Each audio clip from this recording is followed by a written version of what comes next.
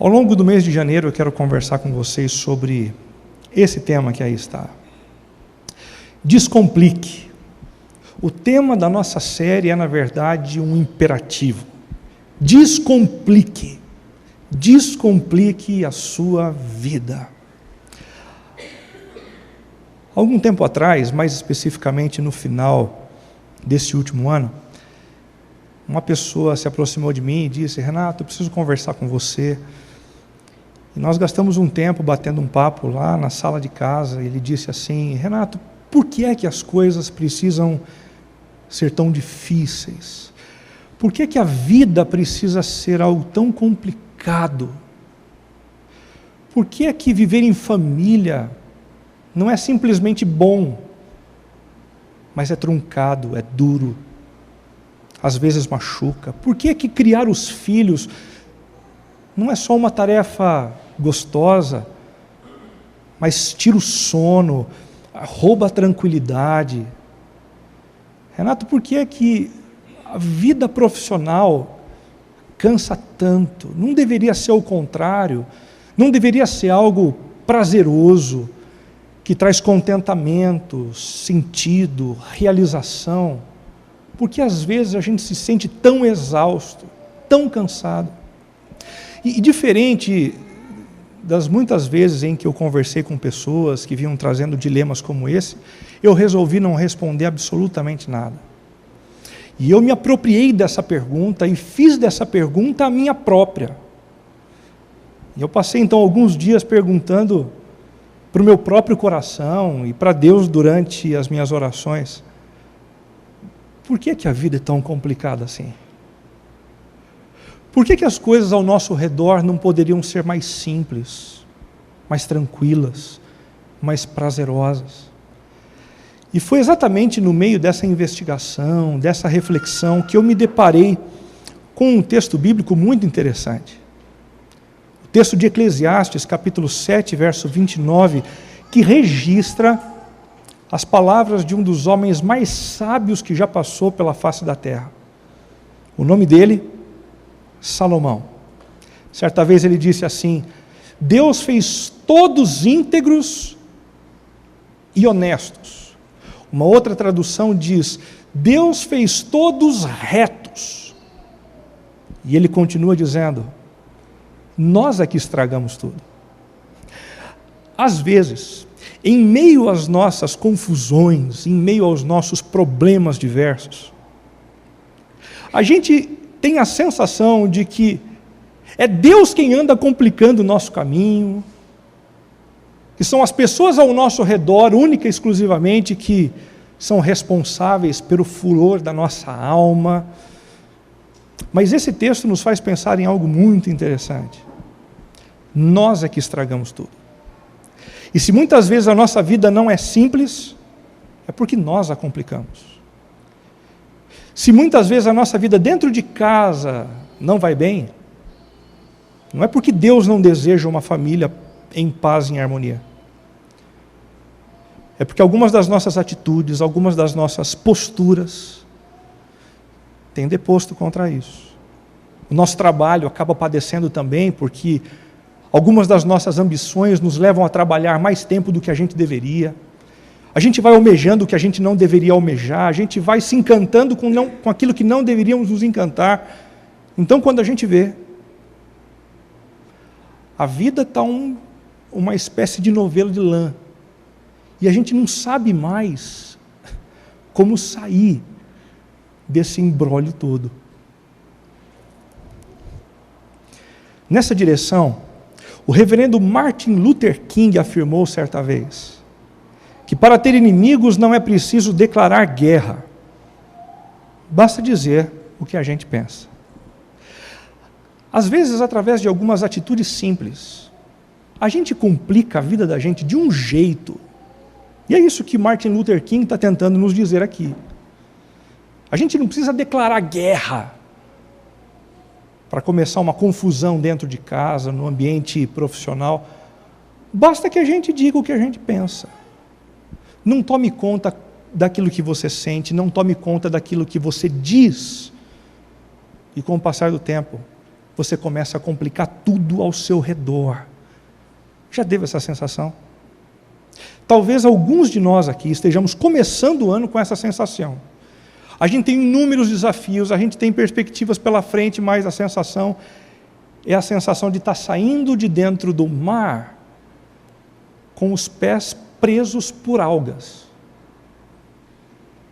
E a gente não consegue acelerar, a gente não consegue ir à frente. A gente precisa descomplicar. A gente precisa descomplicar. E para isso é necessário reconhecer que somos profundamente complicados. Esse é o primeiro passo. Você reconhece isso? Você reconhece de verdade isso ou não? Porque a nossa primeira reação quando a gente enfrenta um problema é encontrar o outro complicado, que normalmente é a esposa, o marido, o sócio, o vizinho, aqueles que estão ao nosso redor, mas fazer essa viagem para dentro do nosso coração, para dentro do nosso interior e perceber o quanto nós somos responsáveis pelo imbróglio que nós estamos gerando na vida é difícil. Você é uma pessoa complicada. Você sabe determinar exatamente como é que você complica as coisas dentro de casa?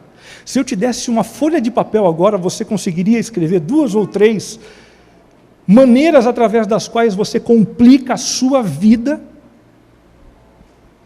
Certa vez um astro de rock, Bon Jovi, estava numa entrevista, num talk show, e ele contou para o entrevistador o seguinte: uma vez eu cheguei em casa de um dos shows e eu vi a minha esposa dizendo assim: você é complicado demais,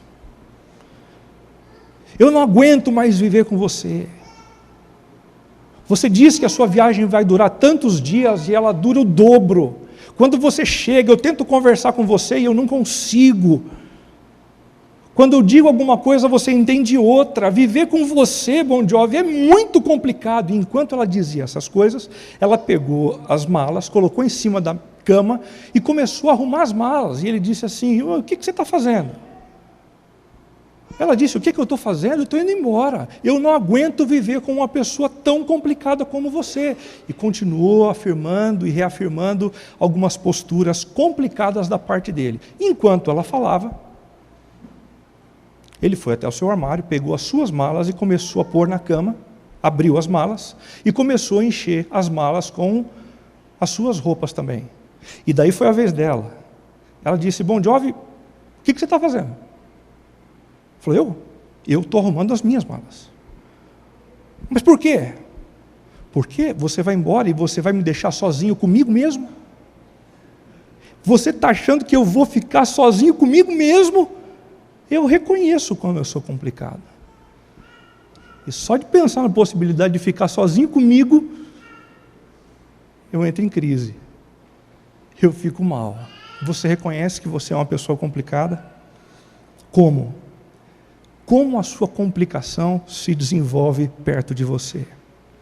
Ao longo das próximas semanas, conversaremos sobre o desafio de descomplicarmos as nossas crises, de descomplicarmos as nossas agendas, de descomplicarmos os nossos relacionamentos interpessoais, as nossas finanças e também a nossa fé. E vai ser um desafio grande. Principalmente porque a pessoa que vai conversar com vocês a respeito do assunto é um baita sujeito complicado. Eu sou complicado. Portanto, enquanto eu disser algumas coisas, enquanto eu for dizendo algumas coisas aqui, não pense em mim como alguém que veio para ensinar você sobre a maneira como você deve viver. Pense em mim como um companheiro de classe. Como alguém que, como você, está tentando aprender. Para ter um ano mais leve. Para ter um ano mais focado. E deixar de sofrer tanto com a vida no meio desse novelo de lã. Hoje, a nossa conversa, como eu disse há pouco, é sobre o desafio de descomplicarmos as nossas crises. Porque crise todo mundo tem. A questão é se em meio às crises nós descomplicamos a coisa para continuar caminhando, ou a gente complica ainda mais. Tem gente que quando ouve a notícia de que a tempestade está vindo, é capaz de balançar o barco e criar uma tempestade antes mesmo da tempestade chegar. É exatamente isso que a gente quer evitar. É exatamente isso que a gente não quer fazer perdurar ao longo do ano que vem. O texto que vai nos ajudar para isso é o texto de Tiago, capítulo 1, do verso de 1 a 8. Tiago diz assim: Eu, servo de Deus e do Senhor Jesus Cristo, as 12 tribos dispersas entre as nações, saudações. Meus irmãos, considerem motivo de grande alegria o fato de passarem por diversas provações, pois vocês sabem que a prova da sua fé produz perseverança, e a perseverança deve ter ação completa, a fim de que vocês sejam maduros e íntegros, sem lhes faltar coisa alguma.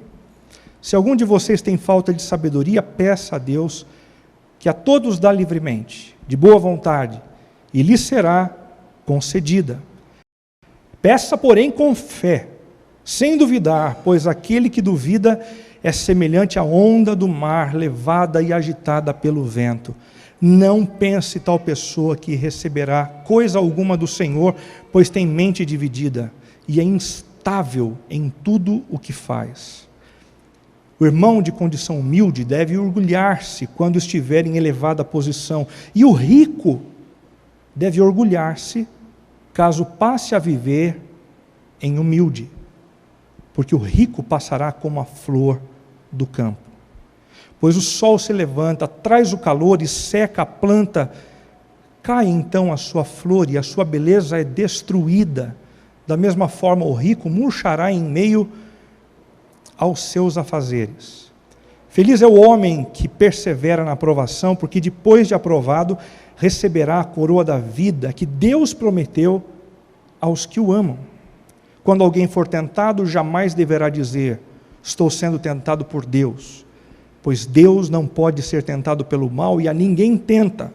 Cada um, porém, é tentado pelo próprio mau desejo, sendo por este arrastado e seduzido.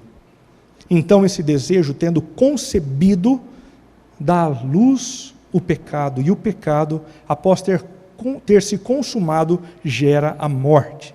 Meus amados irmãos, não se deixem enganar. Toda boa dádiva e todo dom perfeito vem do alto, descendo do Pai das luzes, que não muda como sombras inconstantes. Por sua decisão, Ele nos gerou pela palavra da verdade, a fim de sermos como que os primeiros frutos de tudo o que Ele criou. Até aqui está bom. Para a gente ampliar um pouco a compreensão do contexto em que essa carta foi escrita por Tiago, por volta de 64 depois de Cristo, lá no primeiro século, uma grande perseguição foi desencadeada contra a vida dos primeiros cristãos. Na verdade, foram muitas perseguições. A primeira delas começou com os judeus, que queriam acabar com os cristãos, e depois isso acabou contagiando também os romanos. E no que diz respeito à perseguição dos romanos em 64, isso aconteceu quando começaram a colocar a culpa de um incêndio em Roma nas costas de Nero. E ele, para se livrar dessa culpa e das consequências dessa culpa, ele então disse: os responsáveis foram os cristãos. E então toda a guarda romana e toda a população acabou se voltando contra os cristãos, que tiveram que sair das suas casas abruptamente, muito abruptamente. Alguns deles não conseguiram despedir dos seus parentes, dos seus amigos, alguns não conseguiram pegar malas, as suas roupas, os seus pertences, eles simplesmente saíram correndo para pouparem a própria vida. Gradativamente, as suas vidas foram sendo cobertas de questionamentos e tentações. Guarde isso.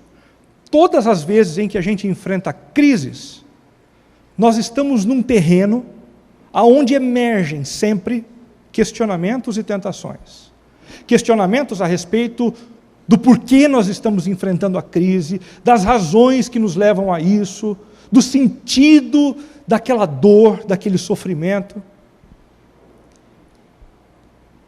E tentações para escolhermos caminhos errados, para fazermos opções desprovidas de princípios e de valores. Sempre que nós passamos por crises, nós estamos num terreno onde emerge alguns questionamentos e algumas tentações. Diante disso, Tiago resolveu escrever-lhes em amor, com carinho, para que eles não se destruíssem com os seus questionamentos e nem se afastassem de Deus com as suas tentações. Compartilhou com eles a sabedoria de Deus com o propósito de mantê-los de pé, em meio às crises, em meio às adversidades. Nós encontramos nesse texto 5 dicas muito simples, 5 dicas muito simples sobre como podemos descomplicar a nossa vida em meio às crises. A primeira dica é a seguinte: controle as suas emoções.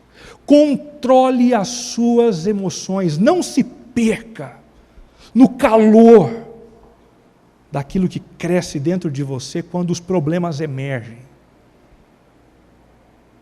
Controle suas emoções. No verso 2, Tiago diz assim: meus irmãos, considerem motivo de grande alegria o fato de passarem por diversas provações. Nesse primeiro momento eu não vou trabalhar essa questão de como sentir alegria no meio de uma prova. Eu quero tão somente destacar uma palavra desse versículo. A palavra considerem. Considerem. Pensem. Reflitam. Usem a intelectualidade que foi dada por Deus a vocês. Não se esgotem e não se encerrem nas emoções de vocês, que é exatamente o problema de muita gente. O problema de muita gente não é o fato de passar por provações, é o fato de se engessar e de se encerrar nas emoções decorrentes da crise. Esse é o problema. Tiago está dizendo para eles: olha, crise todo mundo tem. Pensem. Usem a cabeça. Não se desesperem. Não sejam tomados por suas emoções. A palavra considerem é uma palavra muito interessante. Ela vem do grego egomai, que diz respeito a um processo mental que passa por governar ou comandar com uma autoridade oficial. Quando o Tiago diz assim, considerem, ele está dizendo que a cabeça de vocês funcione no meio da crise, que vocês consigam se dominar, se controlar. Se nós não podemos controlar as circunstâncias e as crises, nós podemos nos controlar, controlar a maneira como nós vamos reagir às nossas emoções, reagir aos nossos sentimentos. Isso nós podemos fazer. Isso nós devemos fazer. Deixa eu dar alguns exemplos para vocês. Pessoas que em meio às crises se deixam controlar pela tristeza, por exemplo, podem complicar suas vidas optando por não falar sobre o assunto. Enfrentam uma crise, é tomado pelo sentimento de tristeza, e ao invés de falar com pessoas certas a respeito do assunto e processar esse sentimento, se fecham, se enclausuram e não dão vazão àquilo que começou a crescer dentro de si. Isso é um problema. Se você é uma dessas pessoas que vive represando os teus sentimentos e você não consegue conversar com as pessoas sobre as suas dores, sobre os seus dilemas, saiba, mais cedo ou mais tarde, isso será cobrado de você. Isso será cobrado da sua saúde emocional, isso será cobrado de você no seu tempo de vida. Procure alguém para conversar. Alguém que tenha maturidade suficiente para te ouvir, a fim de que você não complique ainda mais a situação na qual você se encontra.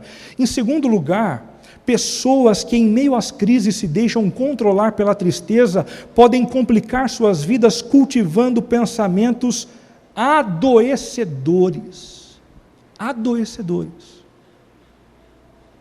Tristeza faz isso com a gente. Quando a gente menos imagina, a gente está nutrindo a mente da gente com alguns vitimismos, com algumas impossibilidades, com algumas coisas que não são justas, que não são nobres, que não são verdadeiras. E se a gente não estanca esse problema, a gente sofre. Mais do que o que a gente deveria sofrer. E a gente trava o nosso processo mental de conseguir refletir sobre a crise e encontrar caminhos para sair dela. Um outro exemplo? Pessoas que em meio às crises se deixam controlar pela raiva podem complicar suas vidas buscando responsáveis para culpar. Tem gente que no meio da crise é dominado pela raiva. E uma dessas evidências é quando o sujeito começa a olhar para todo mundo dizendo assim: quem é o culpado? Acho que foi você. Essa pessoa deveria ter feito isso por mim. Ela deveria ter estado ao meu lado. Foi ele, foi ela, foi minha esposa, foi meu filho, foi Deus. Essa história de procurar o culpado pela situação na qual você se encontra não te ajuda. Só complica a sua vida. Só te deixa preso num emaranhado que às vezes não tem nem resposta. Livre-se disso.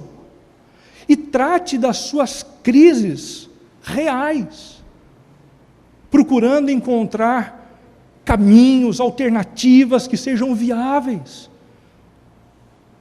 Pessoas que em meio às crises se deixam controlar pela raiva podem complicar suas vidas criando inimizades desnecessárias. Eu estou bravo, eu estou nervoso, então eu começo a explodir com a esposa, eu começo a explodir com o marido, eu começo a ser ríspido com os filhos. E quer saber, eu tenho todo o direito, porque olha o que eu estou passando. Isso é um verdadeiro engano, porque todas as vezes que a gente dá vazão a esse tipo de postura,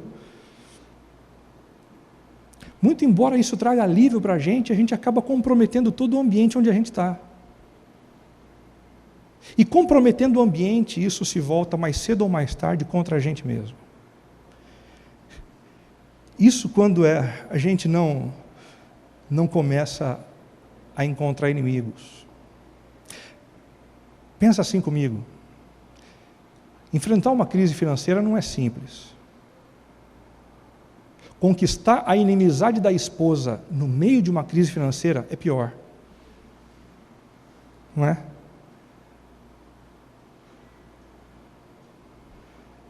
Ter problema com os filhos é difícil. Educá-los não é uma responsabilidade fácil, não. Mas brigar com o marido porque ele nem sempre está presente não vai resolver o problema. Cuidado com a maneira como você se comporta no meio das crises. Cuidado com a gritaria. Cuidado com as decisões que você toma no meio do furor das suas crises. Crise, por sinal, não é momento da gente tomar decisões severas demais. Estou passando por uma crise conjugal, quer saber? Vou divorciar. Não. Espera a raiva passar. Talvez você precise esperar aí 1 mês, 2 meses, 3 meses. Ah, Renato, mas se eu esperar 3 meses, a vontade de separar vai embora. Talvez seja isso. Não se deixe mover, não se deixe conduzir a partir das suas emoções. Em terceiro lugar, pessoas que em meio às crises se deixam controlar pelo medo, podem complicar suas vidas abrindo mão de princípios e valores. Gente que está com medo com relação ao futuro. Está ficando ansioso. Será que vai ter venda para mim no ano que vem? Será que o dinheiro que eu juntei ao longo dos últimos anos vai me sustentar no meio desse desemprego? A ansiedade começa a bater. Gente assim pode complicar ainda mais a sua vida.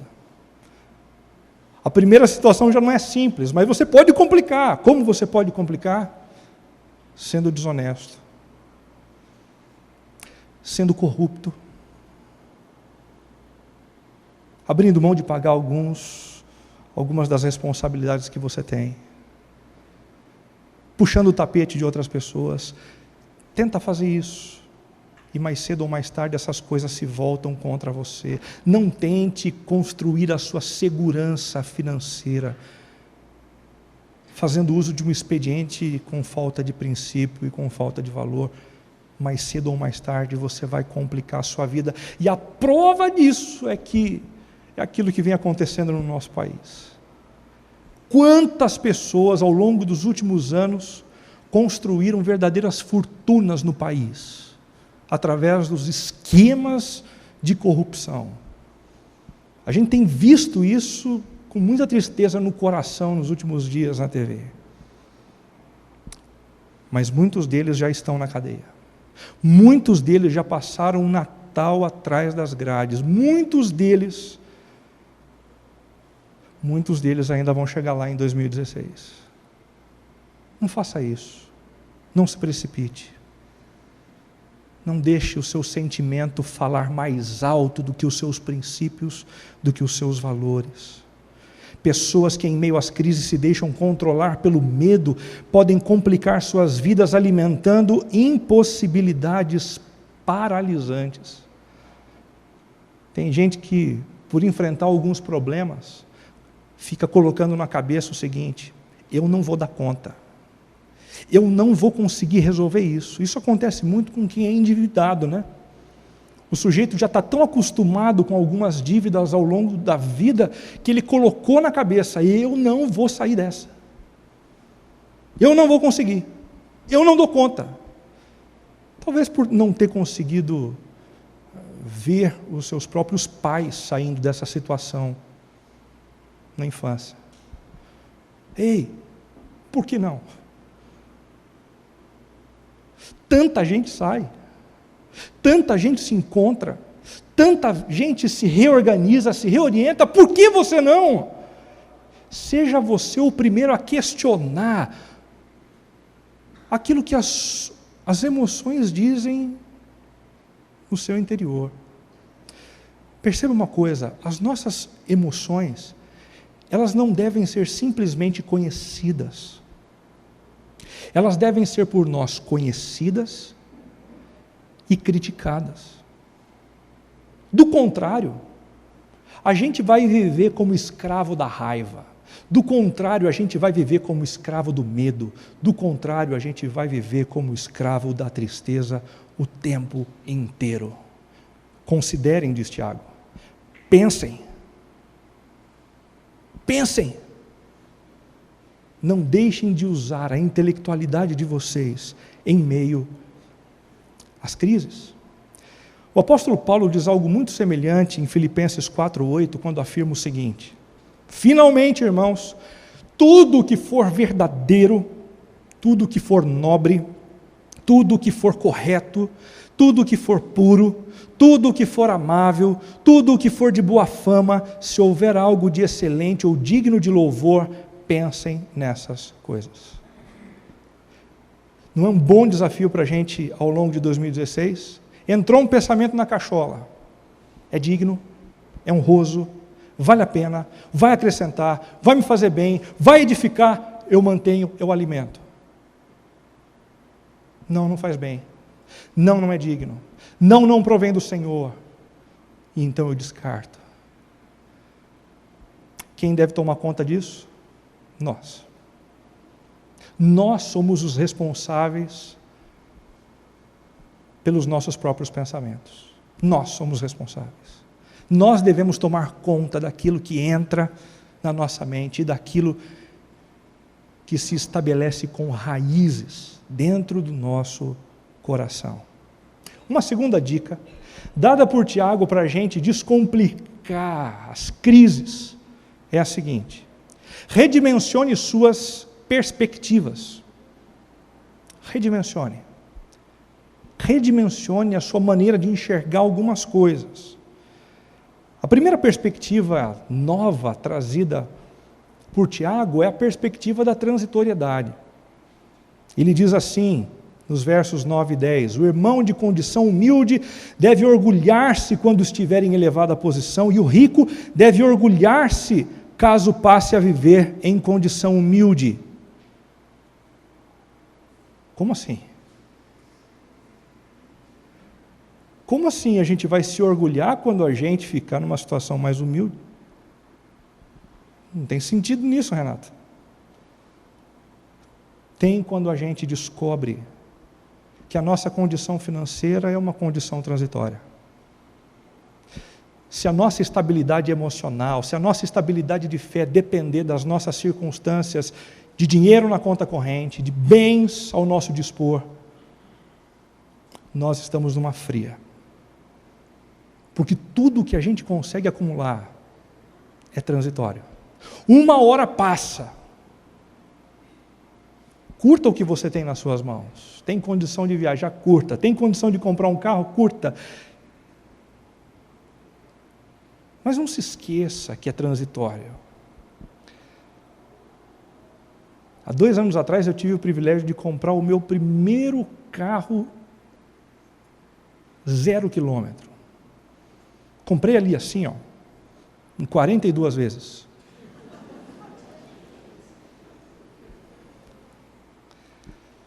Na primeira semana, depois de ter falado para a Cibele, cuidado, hein, cuidado, quem é que raspa o bico do carro? Eu. Fiquei doido, desesperado, meu carro, primeiro que eu pego, por que eu fiz isso? Como eu sou xarope. Quando a ficha caiu, algo como se o próprio Deus estivesse dizendo, viu? Só para você lembrar que é transitório. Tua alegria está nisso. Teu equilíbrio está nisso. Bobagem. Tome cuidado. Os bens que nós possuímos são transitórios. As circunstâncias que estão ao nosso redor passam. A segunda perspectiva apresentada por Tiago é a perspectiva do propósito. Ele diz assim, pois vocês sabem que a prova da sua fé produz perseverança. E é exatamente por isso que no versículo 2 ele diz, quando passarem por provações, estejam alegres. Porque nós como cristãos que acreditamos num Deus que está no controle de todas as coisas, sabemos que todas as coisas concorrem para o bem daqueles que amam a Deus. Portanto, se eu estou enfrentando uma prova, essa prova vai produzir em mim algo que o próprio Deus deseja, e isso é bom. Isso não significa que nós devemos bater o carro por aí, sair dizendo, ai que bom, que gostoso eu bati o carro, chutar o pé da cama e dizer que delícia chutar o bico da cama com o meu dedinho. Não! Mas entender que por trás das situações difíceis, por trás das crises, há um Deus repleto de propósito, que tem um plano, e que esses planos não podem ser frustrados. A terceira perspectiva é a perspectiva da eternidade. Feliz é o homem que persevera na aprovação, porque depois de aprovado receberá a coroa da vida que Deus prometeu aos que o amam. Isso aqui mexeu muito comigo enquanto eu estudava. Às vezes, quando a gente está passando por uma crise, a gente meio que coloca Deus em xeque, dizendo assim, eu quero ver se o Senhor é Deus de verdade, hein? Se o Senhor é Deus de verdade, resolve esse meu problema. Já fez isso? Ou só eu fiz esse negócio? Como se em meio às nossas crises, quem estivesse em xeque fosse o próprio Deus. Mas na verdade, quem se encontra em xeque somos nós. A grande questão não é como Deus vai se comportar, mas como eu vou me comportar diante da crise. E se eu me comportar diante da crise como um verdadeiro cristão, consciente do fato de que Deus me ama e quer sempre o meu bem, preservando a minha fé, me contendo em meio ao desejo de tornar amarga a vida das outras pessoas ao meu redor, eu vou estar caminhando na direção desta coroa que foi preparada para aqueles que forem aprovados. O nosso Deus prova, com o intuito de nos ver aprovados. Assim como um treinador exige um pouco mais do seu atleta para que ele vá adiante. O desejo de Deus não é nos lesar, não é nos prostrar, mas é criar em nós musculatura suficiente para nós enfrentarmos os outros problemas que Ele sabe, mais cedo ou mais tarde, virão sobre nós. A maneira como nós nos comportamos na história, em meio às provas, tem tudo a ver com o prêmio que nós vamos receber ou não da parte do Senhor, por conta da aprovação que Ele espera que tenhamos. Terceira dica: como descomplicar as nossas crises? Tiago diz: identifique as suas necessidades. Se algum de vocês tem falta de sabedoria, peça a Deus, que a todos dá livremente, de boa vontade, e lhe será concedida. Se tem algo que acontece com a gente quando a gente passa por uma crise, é a dificuldade da gente perceber de fato que a gente precisa. E aí, sem saber o que a gente precisa, a gente acaba criando tanta complicação para a vida da gente, na tentativa de solucionar o problema. E a coisa não é simples, não. Quando não conhecemos as nossas reais necessidades, desenvolvemos vícios. Não, o que eu preciso na verdade é um copo de uísque. Porque o copo de uísque vai me dar um grau, e eu vou entrar na vibe correta. Então a vida vai ficar direita. Vai nada. A hora que passar o efeito da vibe, voltou para a crise. Não, eu estou com um problema, essa coisa da falta de dinheiro, eu preciso de um sapato novo. É o mesmo princípio do uso das drogas. O sujeito está endividado e continua fazendo dívidas maiores do que as pernas, para ter o sentimento de que ele não está enfrentando a crise, ele não está enfrentando o problema. Álcool, drogas, consumo e tantas outras coisas. Quando não conhecemos as nossas reais necessidades, intensificamos as nossas dores. Porque quando eu não pego para mim aquilo que eu necessito para resolver o problema, meu problema se expande, ele cresce. Problema nunca fica do mesmo tamanho muito tempo. E não diminui se a gente não investe nele. Ele cresce. Quando não conhecemos as nossas reais necessidades, comprometemos a nossa oração. Sabe como? Pedindo para Deus alguns absurdos. Já pediu algumas coisas absurdas para Deus? Que depois de algum tempo você disse assim: meu Deus, se Deus ouve aquela minha oração, eu estava frito, escalpelado. Mas às vezes a gente insiste com Deus. Eu quero, Deus. É o que eu preciso, Deus. É o que eu quero. É o que eu preciso. Agora, que às vezes, para nos provar no fogo, Ele decide dizer: tá ok, toma. O sofrimento e a crise de muitos de nós aqui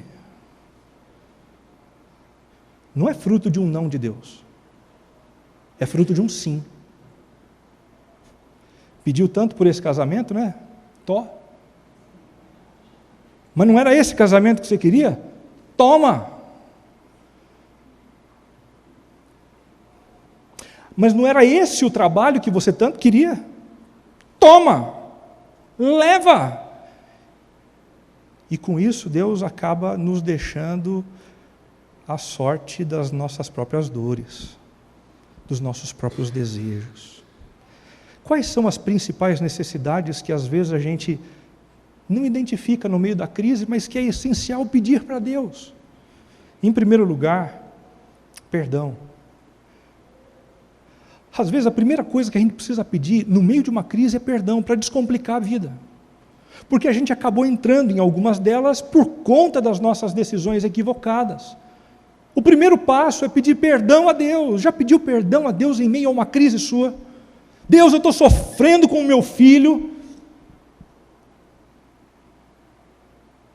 E eu quero reconhecer que diante do Senhor, foi culpa minha, culpa da minha omissão,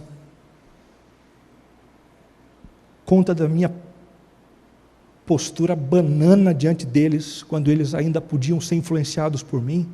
Perdão, Pai, perdão. Uma segunda necessidade em meio às crises, paciência. Deus me dá paciência. Normalmente a gente pede para Deus livrar a gente das circunstâncias complicadas. Quando que na verdade o que a gente deveria pedir é paciência, longo ânimo. Em terceiro lugar, sabedoria. Sabedoria porque em meio às crises, muitas são as oportunidades. Nem todas as oportunidades nos levam ao destino que a gente quer. Muitas delas são traiçoeiras e nos levam para o abismo. Deus me dá sabedoria, coragem. Deus, essa história de permanecer de pé no meio da crise, eu não estou conseguindo. Você está percebendo, Deus? A minha vontade é de sentar na sarjeta e esperar a banda passar. Estou exausto. Senhor, me dá coragem. Coragem para ficar de pé e olhar nos olhos de quem eu preciso olhar. Coragem para enfrentar as mentiras que eu contei, dizendo fui eu. Perdão. Encarar as besteiras que eu fiz, que agora não tem mais ninguém para consertá-las como meu pai fez ao longo de toda uma vida. Perseverança.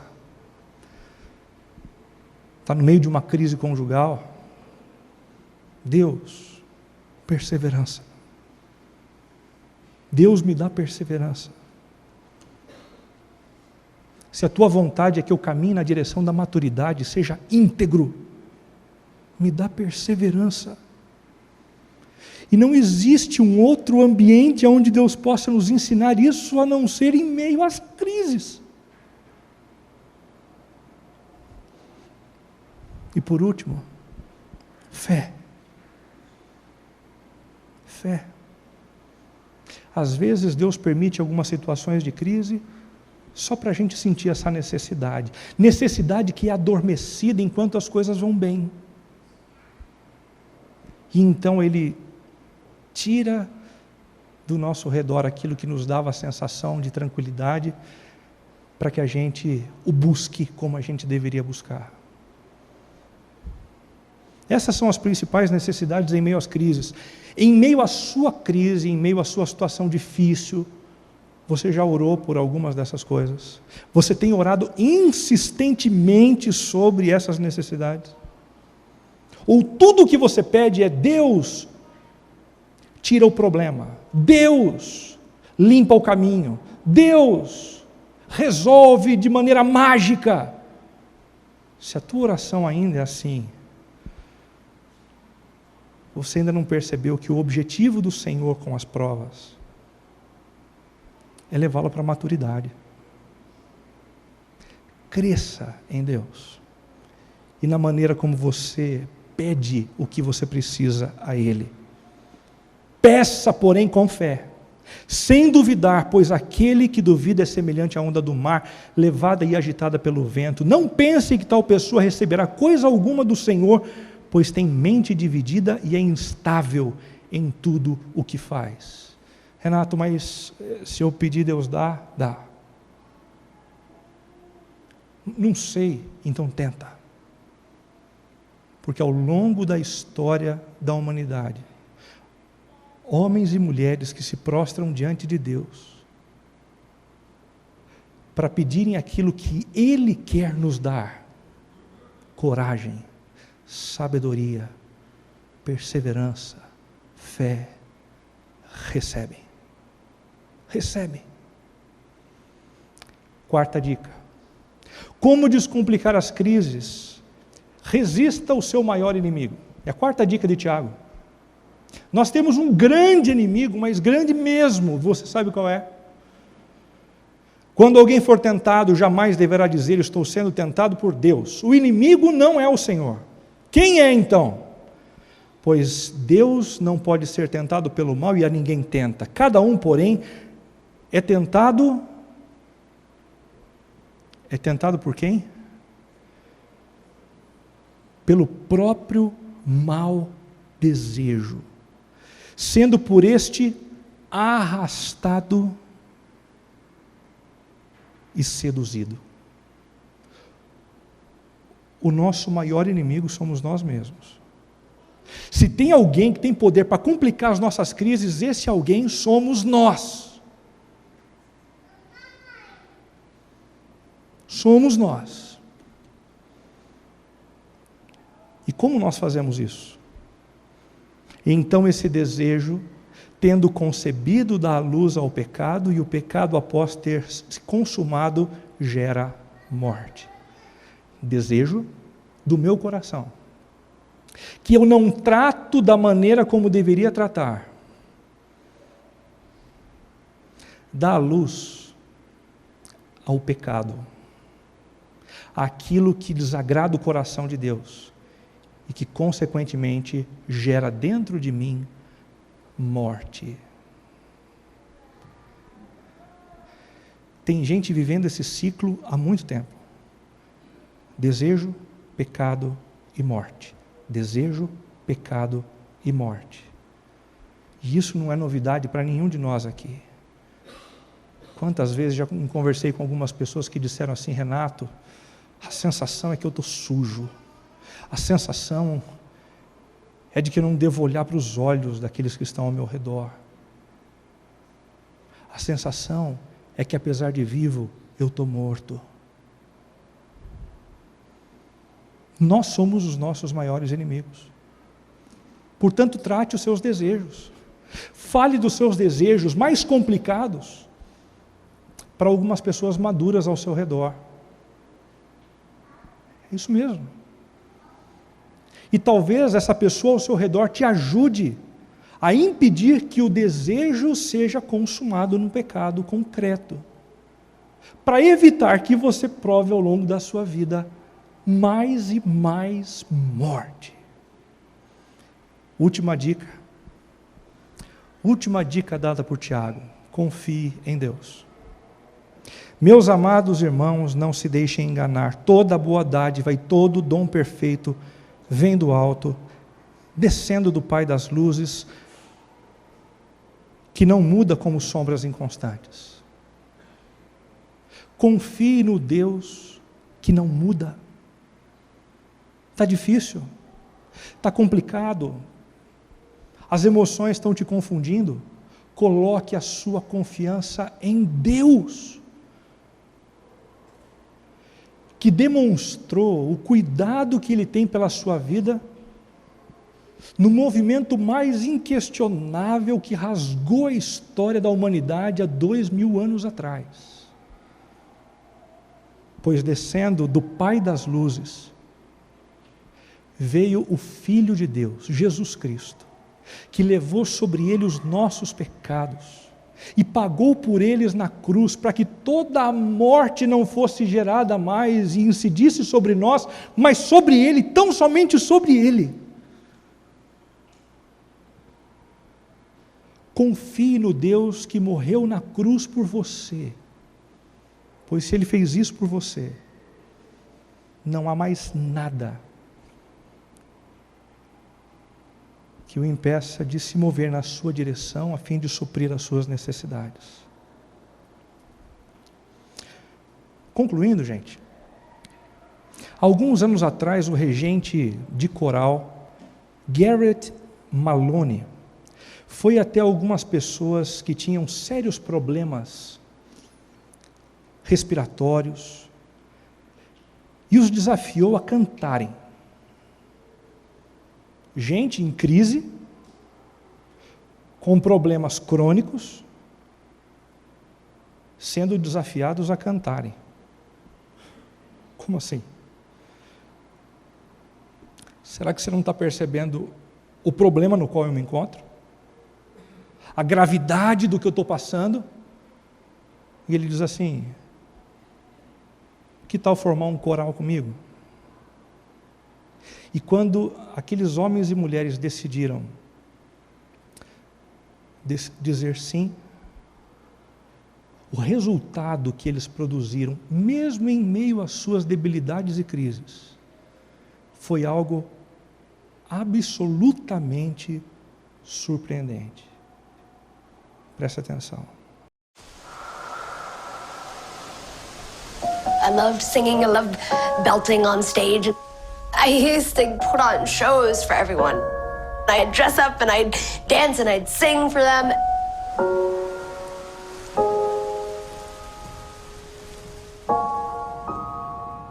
I went into full-on lung failure. I was in a coma for around 3.5 weeks. And after that, I had to be on oxygen.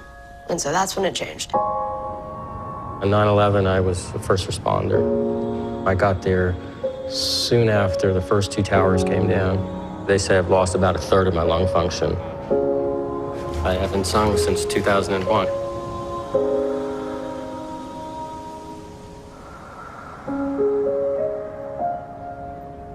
My name is Gareth Malone, and I've made it my life's work to get unlikely people singing. That's what we're doing here. And what's your particular breathing difficulty? I have cystic fibrosis. I ended up with COPD. One side of my lung just collapsed. I actually had a vocal hemorrhage. I have asthma and I have an autoimmune condition. Breathing for singing just needs a little bit of thought and a little bit of warming up. A little, like a motorbike. Really? You okay, Claire? Twinkle, twinkle, little star. How I wonder what you are. Okay, you're just speaking. That is talking. Yeah, now what you're doing is actually making life harder for yourself, because you're going da da da da da, wasting loads of breath. Oh. Every game you play, every night you say. This is the bit where you're going to be going at the end of it. Every move you Yeah, that's so much nicer. And just at the very end, just I take a little breath before the you. I think people are going to forgive you. This morning, I was singing in the shower. Not stuff from this performance, but just singing. It just came to me, you know? It's in June! Yes! You probably want to know where we are performing this. It's known as the birthplace of dreams. It's the Apollo Theatre.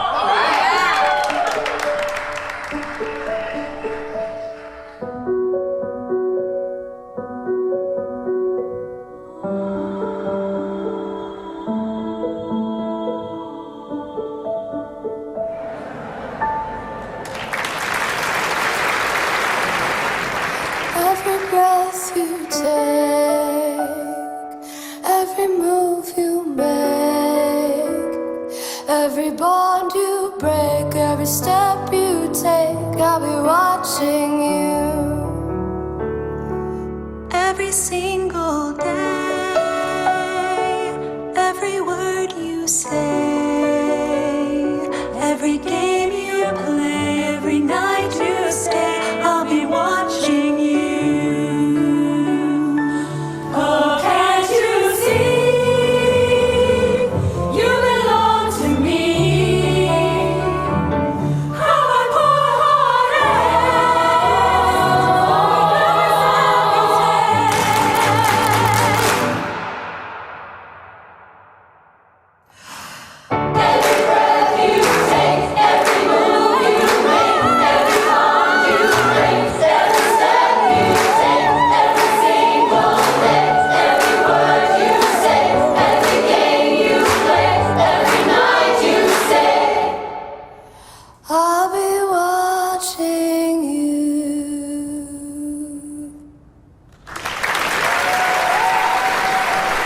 when your body is so on the edge of dying or on the edge of pain, it's terrifying, but it comes down to a moment where you have to really think, is this life going to be one you're going to be proud of or not?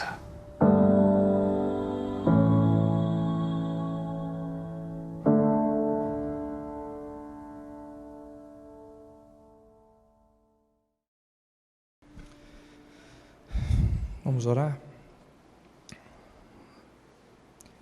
Senhor, obrigado por conhecer as nossas crises e por nos convidar tão insistentemente a cantarmos para o Senhor em meio a elas. Que a nossa resposta seja uma resposta de confiança, baseada no caráter inabalável que o Senhor tem e nas tuas boas intenções que nunca mudam para com a vida da gente. Nunca. Ensina-nos a cantar.